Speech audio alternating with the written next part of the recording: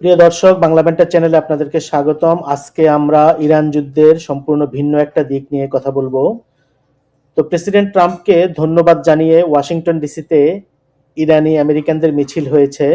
রবিবার ওয়াশিংটন ডিসিতে শত শত ইরানি বংশোদ্ভূত আমেরিকান নাগরিক প্রেসিডেন্ট ডোনাল্ড ট্রাম্পকে ধন্যবাদ জানিয়ে একটি বিশাল মিছিল করেন। মিছিলে অংশগ্রহণকারীরা thank you President Trump slogan দেন। ভিডিও ফুটেজে দেখা যায় বিক্ষোভকারীরা ডিসিতে মিছিল করছেন এবং তাদের হাতে এমন সব প্লেকার্ড যাতে লেখা রয়েছে মেক ইরান গ্রেট অ্যাগেইন বা ইরানকে আবারও মহান করে তোলো এবং ধন্যবাদ প্রধানমন্ত্রী নেতানিয়াহু, প্রেসিডেন্ট ট্রাম্প, আমেরিকা ও ইসরায়েলি সেনাবাহিনী। অন্যান্য বিক্ষোভকারীদের হাতে দেখা গেছে রেজা পাহলভির ছবি। পাহলভি রাজবংশের সাবেক যুবরাজ, যিনি ইসলামী বিপ্লবের মাধ্যমে তার পিতার ক্ষমতাচ্যুতির পর থেকে ইরান থেকে পালিয়ে বিদেশে নির্বাসিত আছেন। President Trump, thank you. President Trump, thank you. তো বিক্ষোভকারীরা ইরান, ইসরায়েল এবং যুক্তরাষ্ট্রের মধ্যকার যুদ্ধের ট্রাম্পের ভূমিকার প্রতি সমর্থন জানান। তাদের মতে ইরানের স্বৈরাচারী শাসনের অবসান ঘটিয়ে জনগণের ক্ষমতা প্রতিষ্ঠা এবং মধ্যপ্রাচ্যে শান্তি ফেরাতে ট্রাম্পের পদক্ষেপগুলি কার্যকর। ইরানের নির্বাসিত যুবরাজ রেজা পাহলভির স্ত্রী ইয়াসমিন পাহলভি মিছিলে যোগ দেন। তিনি বলেন, ইরানের জনগণের যদি প্রতিবাদ করার স্বাধীনতা থাকতো তবে তারাও একই স্লোগান দিত। মধ্যপ্রাচ্যে প্রকৃত শান্তি প্রতিষ্ঠার জন্য ক্ষমতা অবশ্যই স্বৈরাচারীদের হাত থেকে জনগণের হাতে ন্যস্ত হতে হবে। তিনি আরো বলেন যে ইরানিরা আগামী নওরোজ একটি স্বাধীন ইরানে উদযাপন করবে। তো কিছুদিন আগে সিএনএনে এক সাক্ষাৎকারে ইরানি American comedian Max Amini Reza শাহের প্রতি সমর্থন ব্যক্ত করেন। ইরানি American comedian Max Amini 19 March সিএনএনের লরা কোটসের সাথে একটি সাক্ষাৎকারে ইরানের নির্বাসিত ক্রাউন প্রিন্স রেজা পাহলভির প্রতি তার সমর্থন ব্যক্ত করেন। সাক্ষাৎকারে আমিনি দাবি করেন যে ইরানের বর্তমান শাসক গোষ্ঠীর বিরুদ্ধে বিক্ষোভরত লাখ লাখ ইরানি নাগরিক রেজা পাহলভির নাম ধরে স্লোগান দিচ্ছিল। লরা কোটস এই জনপ্রিয়তার প্রমাণের অভাব নিয়ে প্রশ্ন তুললে আমিনি উত্তর দেন যে ইরানে সরাসরি জরিপ করা সম্ভব না হলেও সোশ্যাল মিডিয়া অ্যানালিটিক্স এবং বিভিন্ন বাস্তব তথ্য থেকে তার এই জনসমর্থনের বিষয়টি পরিষ্কার বোঝা যায়।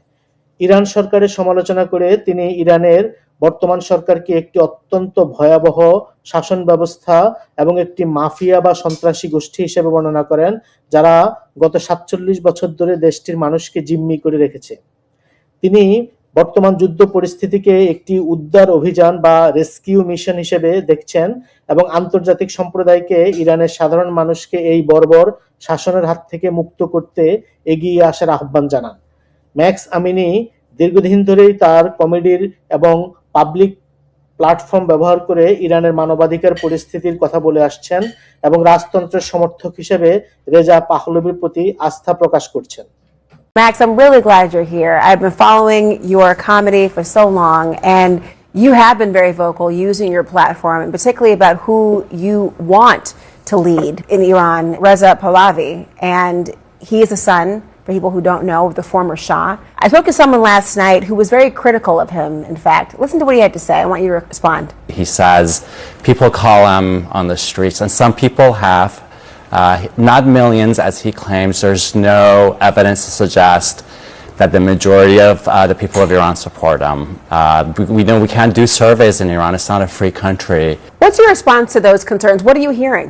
We can't do surveys, but we can definitely look at the analytics. We can look at the numbers. There are very basic facts out there that genuinely millions of Iranians in Iran are calling his name.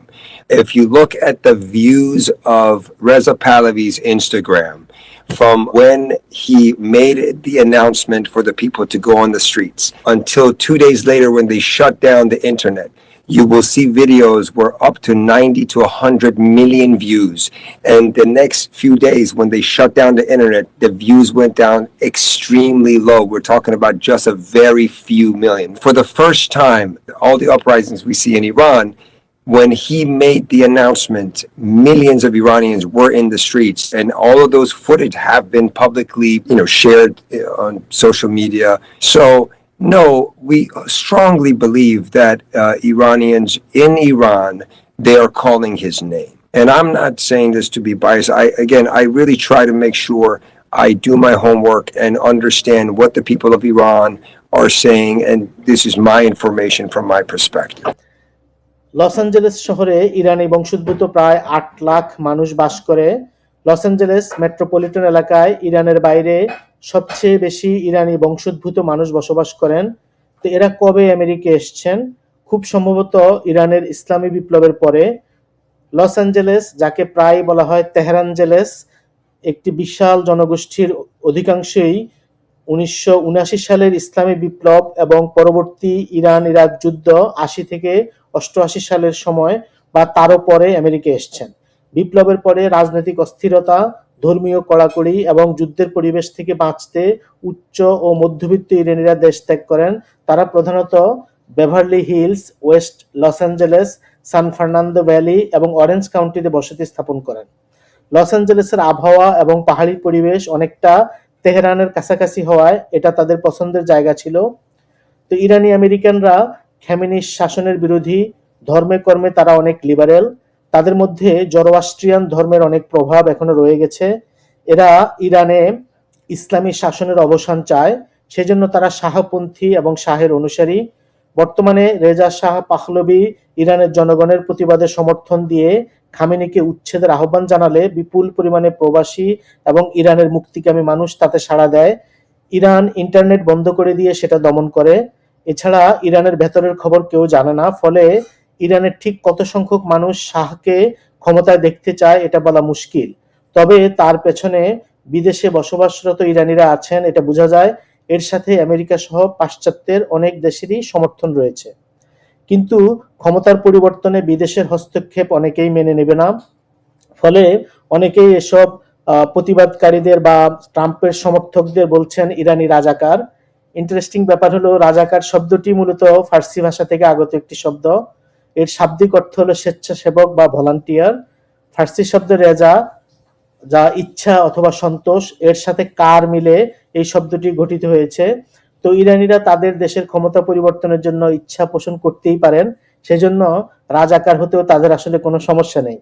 তবে কারো কারো মতে ইরানিরা কেউ সরকারের পক্ষে, কেউ বিপক্ষে, কিন্তু এই যুদ্ধে আমেরিকার সমর্থনে থাকা কোনো ইরানির পক্ষেই সম্ভব নয়, আনলেস তারা রেজা শাহ পাহলভির দ্বারা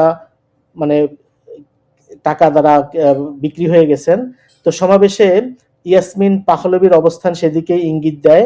হয়তো পাহলভি তাদের অনুসারীদেরকে এবং টাকা পয়সা দিয়ে মানুষকে ধরে এনেছে, যাতে ওয়াশিংটন ডিসিতে, আমেরিকার রাজধানীতে ট্রাম্পের পক্ষে এবং আমেরিকান সেনাবাহিনী ও ইসরায়েলি সেনাবাহিনীর পক্ষে একটা মিছিল করে জনসমর্থন সেদিকে ঘুরানো যায়, অথবা যুদ্ধে যে একটা প্রপাগান্ডার খেলা, সেই প্রপাগান্ডায় অংশ নেওয়া যায়। তো আজ এ পর্যন্তই। Thank you.